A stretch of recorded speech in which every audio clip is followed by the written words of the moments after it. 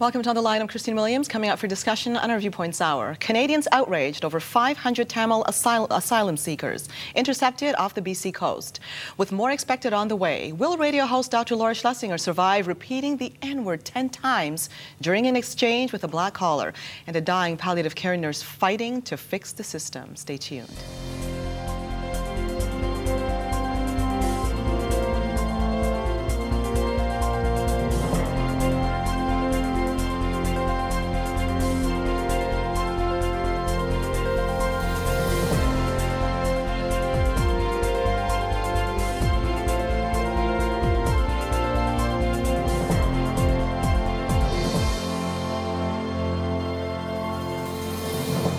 And these are the issues we're presenting today to our Viewpoints guests for commentary. Ottawa in a dilemma and Canadians outraged. A Tamil migrant ship carrying nearly 500 illegals was intercepted off the BC coast. Public Safety Minister Vic Toes warns it's part of a human smuggling operation, fearing more shiploads are on the way. Controversial American radio host Dr. Laura Schlesinger used the N-word 10 times during an exchange with a black collar. Question being raised, will she go the way of Don Imus? And a dying Ontario palliative care nurse is not only fighting for his life with Parkinson's, he's fighting to see changes in the system. Now let's meet our Viewpoints guests. Paul McKeever is leader of the Freedom Party of Ontario, and Vernal Benton is a motivational speaker and author. And you, the viewer, are our third guest. Feel free to call in at any time with any of your comments about any one of the subject matters we're addressing today. Now take a look at the first, and it is creating outrage. Take a look on your screen. The title: Tamil migrant ship is a test, Toe says, and more boats are on the way.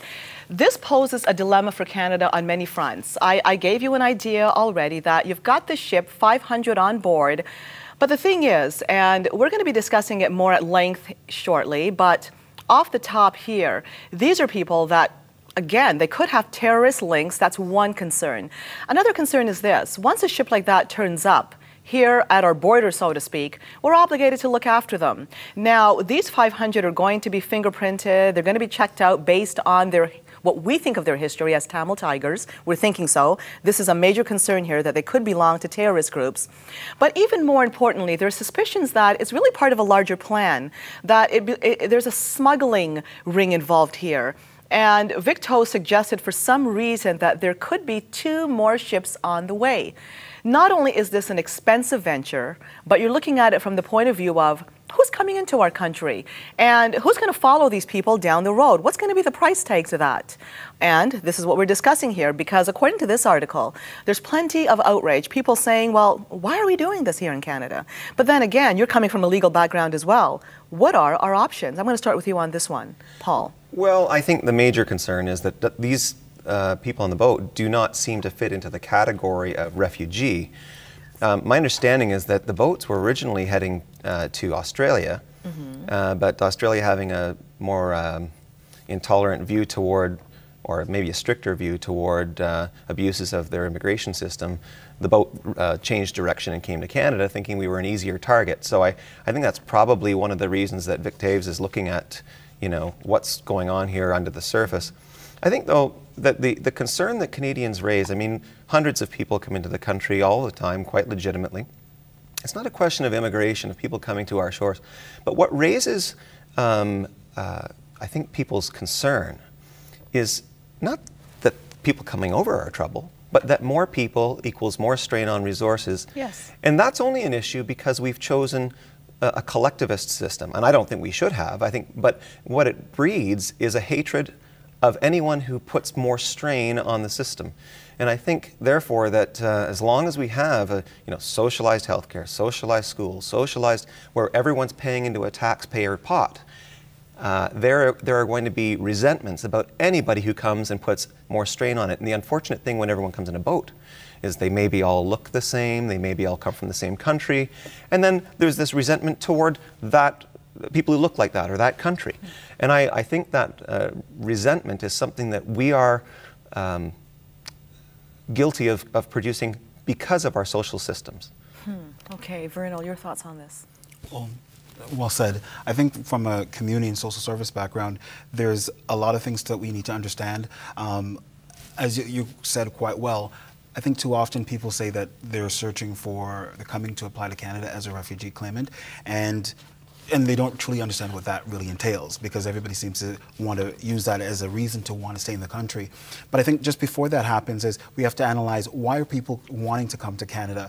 I mean, there are so many options that Canada gives freely. Unlike America, when they look at the social services sector, people are getting food stamps. And so everybody knows when you're going to the stores, your social background, and they know economically in your class in regards with your income set. But in Canada, people on social services, especially here in Toronto or in the Toronto area, they have the money and they're entitled to do whatever they want to do. So I think what happens is, from an immigration perspective, there's a lot of great things that people promote Canada from their countries and coming in here and saying, you know what, if they come to Canada, they're going to get all these free things and they're less lenient and you can file as a refugee claimant and there's more opportunities because they'll give you a place to stay, there's shelters. So I think let's look at the reasons why they're coming here, and then when they actually are applying for that status of refugee claimant, we have to understand we don't know what they're linked to. So they very well could be linked with terrorists or any other militant group. I mean, if I were living in Sri Lanka,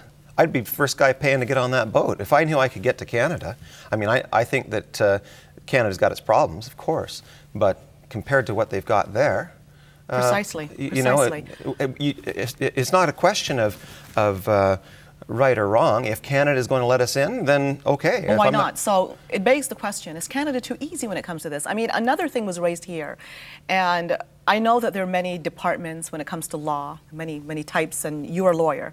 So I'm not asking you to be an expert in everything here, including immigration law, but one thing was brought out in this article, that there apparently has been questions. If these people were intercepted on the high seas, would that have made Canada obligated? Now, according to what Vic Toes is saying, yes, Canada is still obligated, because if we officially end up boarding any other type of a ship, then of course that puts us, what he's saying, to be obliged to these people.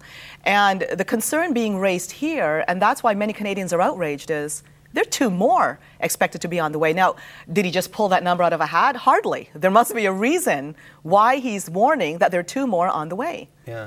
Well, but care could mean, you know, escorting the boat right back to where it came from. If they think this is a criminal act, that someone's engaging in crimes against Canadians or against the people on the boat, we have a Navy. If we can intercept them, we can turn them back and escort them safely and humanely back to where the boat originally was sent from. But, you know, there's another angle here, and that is, what about all of the people currently sitting in other countries around the world, waiting for their paperwork to be processed in Canada? Jumping the queue here. Jumping the queue, and it's straightforward. You have to keep in mind, Sri Lanka is not the Congo. I mean, Sri Lanka is a Commonwealth country. It's a democratic country. It doesn't have a civil war ongoing right now. There have been displacements 20 years ago of Muslims out of the part of Sri Lanka that they wanted to have secede from the rest, and there were some massacres attributed to the Tamil Tigers. I don't know to what extent, now that the civil war is over and there's some report of some Muslims choosing to go back into the disputed territory and finding some, resistance there, whether maybe some of the people on this boat are people who are Muslims who were pushed out of their land 20 years ago and aren't being received back into their own homes, into their own communities back in Sri Lanka. So there might be some genuine political, there's a history there of murders of Muslims. So it may be very well that some of them are actual refugees. They'll all have to be judged one by one. But I just find it hard to believe. And there is a threat posed, make no mistake. I mean, these are Tamils here, and we don't want to label all of them. Yeah. But the bottom line is, according to this article and according to how they're being processed, they're being taken to the jails to be fingerprinted. Yeah. There's a lot that's embedded in this article that is not being said overtly. And according to the Mackenzie Institute, the Tamil Tigers do pose a major security threat to our country. So here we are in a dilemma, and what does Toes do? I mean, you can't blame the guy. This could also be a political hot potato. He's pleading to allies to help out in this situation. Perhaps it's in the capacity that you suggested, Paul, that let's escort these people back home, and maybe that's the kind of a help that he's appealing for with the allies. Did any of you wonder what allies are being appealed to and why? Well, I would think India, in part. My understanding is that there were places in India that the people could have been received. So that's what sort of suggests this isn't just about being safe. This is about, you know, a better economic zone than I'm living in. Yes. And that is not, of course that's why you want to leave a country, because life is better elsewhere. But that doesn't mean that you have an excuse for jumping the queue, as it were. You got a good point. Now, jumping the queue is obviously a major factor here. And the question is, Canada is a good country, a helpful country, known to open its doors to those in need. Are we being abused? Let us know your thoughts. Let's go now to Audrey on line 7. Hi, Audrey. You're on the line. Hello? Yes, go ahead, Audrey. Yes, you know what? They should not be allowed in this country. They should be allowed to come in the right way, and they should not be allowed to come in here and upset our country, our town. They are terrorists. The country knows that, and why are they catering to those people when we have so many children here that needs attention, that are hungry, and all some of our money and my taxpayers' dollars are going to support those people? I think it's wrong, and I am so upset that I really don't know what I can do. I'm really upset. Audrey, I want to thank you for calling in and expressing that viewpoint, because the feel that we get here, because another article that we have before us just to read and investigate that we sent to our guests here, just as background, one is also entitled Tamil Asylum Seekers Spark Canadian Vitriol Anger. And here are some of the wordings of this article, the way it starts out from the Toronto Star. Quote, send them back. These boat people are abusing the system, taking us for a ride. I mean, people are outraged here. But the point of the matter is Canada has its laws when it comes to who we accept in. Immigration stream is very different from the refugee stream. Do we need an overhaul in our system? Do we need to be rethinking how we do things? Once again, our lines are open for you to call in. We're asking you to be patient here. We will get to you. We'll be back after the break. Don't go away.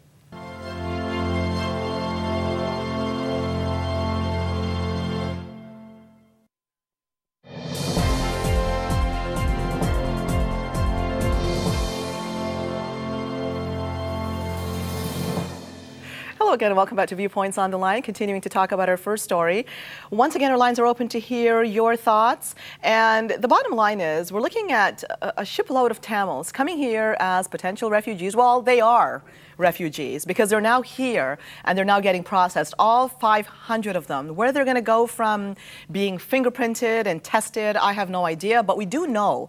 And I'm not trying to raise anger against refugees. We have been a sympathetic country over the years, but I do agree with our caller here that we need to be careful who we're letting in this country, because the bottom line is, like everybody, we're in the middle of an economic recession, like anybody. We're doing better compared to a lot of other nations, but everybody knows our medical system is cash-strapped. When refugees come here, they get automatic medical, basically free everything. And based on our first caller here and the concerns that were expressed, what does Canada do based on what our laws are on people showing up at our front door? What are we to do? Well, I think there's two things. One, of course, you have to be careful about who comes in, although the general rule should be anybody who wants to come can. That's how it has been. Yeah, and that's fine with me. To my mind, it's not. I don't care what you look like, but the one thing that does concern me about policy is we don't care enough about what people think like. And so, for example, during the Cold War, I wouldn't want KGB agents from Russia to be given voting rights in Canada. Mm-hmm. And likewise, if we're currently at war with theocracy in the Middle East, I think that if you're you haven't committed a crime necessarily, but if you say, oh no, I think that democracy is evil, well, I don't think that that's a candidate for Canadian citizenship. That's my own view. But apart from that, the system that's broken is not so much the immigration system, but as I was saying earlier, the healthcare system. We cannot make no system in which everyone pays in and then we ration out healthcare. A, can last, B, can never provide quality health care, or C... You're talking about feasibility here, plain and simple. It's an economic death. I mean, I think it's also morally wrong to take money from people who aren't getting paid or aren't receiving the services that they're paying for. But even as a matter of economics, it's not sustainable, and as the population of people that come in who aren't putting money into the system increases, there's going to be both pressure on the system to make smaller rations for everyone, and there's going to be huge racist resentment. Huge. It's wrong, and I think we've got to rethink socialized healthcare. Verno? But I think that that's always been the case. I think right back from when Pierre Elliott Trudeau brought all these newcomers or immigrants to this country, I think it was trying to open up a floodgate of increasing population. So, I mean, with every good, there's also a bad. And I think what happens is, in this case, they're trying to look about increasing potentially candidates to come into the country. The only problem is, what are they bringing into the country? But that, to me, that is the huge factor here. That is a huge factor. It's no secret that Canada is dependent on immigration. But immigration is one thing. Hardworking people coming into the country is another. And are we scrutinizing enough as to what we accept, who we accept in this country? Let's go now to Ellie on line 6. Hi, Ellie, you're on the line. Well, hello. Hi, Ellie, go ahead. Okay. I think both you, well, all three of you have said exactly what I wanted to say. And first of all, I'm a child of immigrants, so my parents came, and trust me, they didn't come at a time that was terribly popular to be from the country where they were, but there were also rules. What really upsets me is that we are accepting and they're not immigrants. They just completely interloped right there and just jumped queue, as you said, and now they're taking our resources without having contributed. We don't know if they will be contributing at all or not, and especially at this time when it's a very uncertain economic times.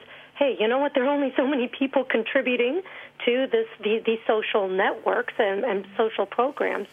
It gets me a little concerned, and especially it will be setting precedent for, as you said, are there 2, are there 3, are there 4? I don't know how many more boats are there that could possibly be coming in. And then can Canada say, well, no, we won't accept you? Ellie, you got a great point there. And for the record, we're glad you called in. It doesn't matter if you guys calling in agree with us. It doesn't matter if you disagree with us. It's very important to hear your point of view because we also consider you a guest, an important part to our show. You bring up some great points, Ellie, because the bottom line is we really don't know how many ships could be coming into this country. Another thing is, no matter what country you're from, you're going to be keeping a close eye open on what Canada does here to see if it may be lucrative for you to pull the same stunt. And to me, that is a major concern as well. Where does Canada draw the line here?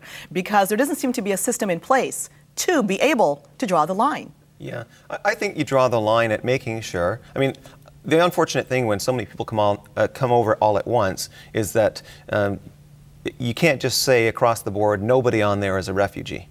And so you end up having to go through a quite laborious process of, in this case, it's going to be potentially thousands of people will have to have their cases reviewed one by one. And certainly if there are people there who are refugees, maybe they do get to jump the queue in that sense, because if they go back, they're going to be murdered and etc.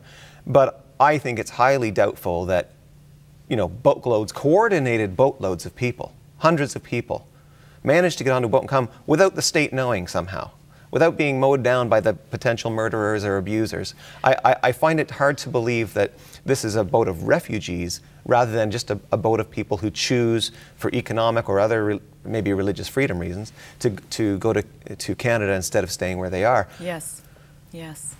I think we'd have to actually redefine what a refugee claimant should be. The criteria has now, the game has changed, so they have to reevaluate what that means. That's a great point. That seems to be the only way to be able to tackle this. Because too many people and the other are question asking is, for that and this is where the question gets really tough here, and it becomes a political hotball. We have the potential of looking cold in the process, but here's the fact here.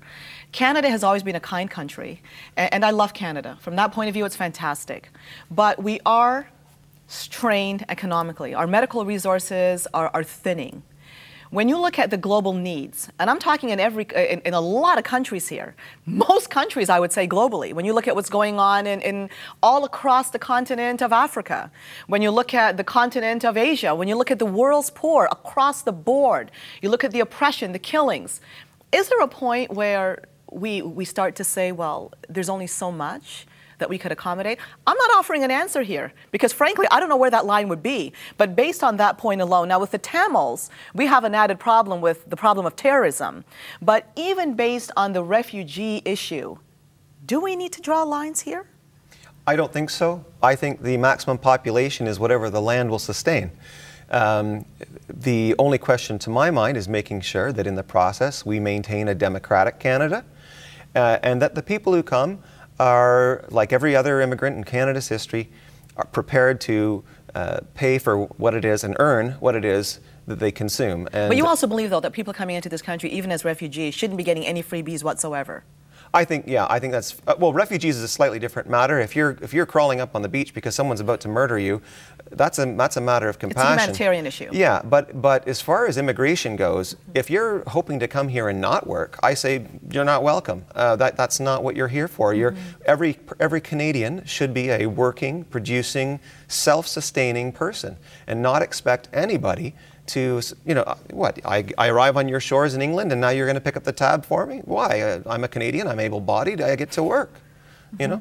You had something you were going to say there, Bruno. I was going to say, I guess the whole, I think, misunderstanding is that once when you have people that, for example, if you even come like on a visa, there's people that we're not really addressing in this topic, but I think it's relevant. People stay past their time period, and those same people who stay past, regardless of their culture, can actually be an imposition on government funding as well. And I think what happens is that any different than someone who's just coming across the, kind of being smuggled in? Because if someone's staying past their time period and they become a burden, is there any difference in someone that outright comes in? If you think about it. I know in principle maybe not, but in effect maybe there is. And here's the difference. If you're here on a visa, then there's already been some pre-screening. You're probably not a terrorist, and etc. So in that sense, I'm not concerned.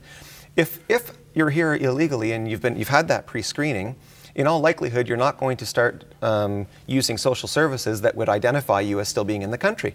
And if that's the case, then effectively you're a private sector, personally responsible, self-sustaining member of society, and I welcome you. I mean, clearly I think it's not fair to the people waiting in line, but if you're not using if you're not relying upon Canadians to support you, you're self-supporting, and you're doing agricultural work or construction, great. Vernal, you got something to say big time there. Yeah, but the problem is that once you go through the screening process and you're here legally, then how do we know what people end up doing to sustain a livelihood? It could actually then be other illegal activities, whether it is further trafficking or it could be doing just other illegal acts to sustain their livelihood. Because it's one thing to present something and as pre-screening for your immigration status to qualify you as being someone who has the money. It's the next thing for you actually to be here and actually sustain yourself. Yeah. And I think that's it's not really addressed in what you're saying. Yeah, I'm not saying that the law should be changed so that you can stay here illegally after having a visa, but I'm just saying, in terms of what I'm upset about, that's not the person I'm concerned about. The person I'm concerned about is the person who intentionally says, the takers. I'm a consumer, not a giver, and that's why I'm going to Canada. I say, no, stay where you are. Let's go now to Yasmin on line 6. Hello, Yasmin, you're on the line. Hi, Christine. I just switched on the TV. I hope this is about this boat coming in with... Yes, it is. You've got it. Okay. I am a Tamil, and we came as immigrants years ago, so I do... I do know what the whole thing is about. So I belong to the same race. I'm not of the opposite race. But we are totally against these people coming in. How come they jump into a boat like this, no matter what the conditions are there? There are so many countries around the world who have warfare, and there are refugee camps, and etc., etc. But they don't take it for granted and jump into a boat, into a plane, and come in because they know that Canada will do whatever. The other point is, how do we know that they will contribute to society? Because we know personally so many here, they do not go out to work. They sit at home and they are getting this welfare, whatever it's called, and they live a comfortable life. And all of us, we run to work, we sweat it out, and that's what it's supposed to be. Yasmin, I'm glad you called in. So glad you called in. First of all, you are of the Tamil race. You make something very clear that obviously you are a hard-working Canadian, and it's people like you that you need to keep on speaking up. We talked about this early in the program. If you just tuned in, you would have missed it, that there was a concern raised that when you see people like this coming aboard and committing these types of acts, belonging to some smuggling ring, taking advantage of a country, it ends up breeding racism, all kinds of forms of racism. When people like you speak up against that injustice, it allows other Canadians to know that, you know what, not all Tamils are the same. I applaud you for that. Thank you. Let's go now to Kathy on line 8. Hi, Kathy. You're on the line. Hi, Christine. You know about refugees. I could call the Hungarians who came here from refugee camp refugees, because in 1956, Canada said, okay, we are going to, let's say, accept 2,000 Hungarians from We got the an refugee issue with camp the phone line there, Kathy. I'll tell you. Oh, Kathy, are you there? East Sky, Nope, please. Did not I there. hear correctly? Kathy, I want to thank you for your call. I'm going to ask you to try to call in. What I'm going to do now, though, is that I'm going to go for a break. I'm asking you to be patient on the phone lines. As soon after the break, we're going to get straight back to you, so don't go away.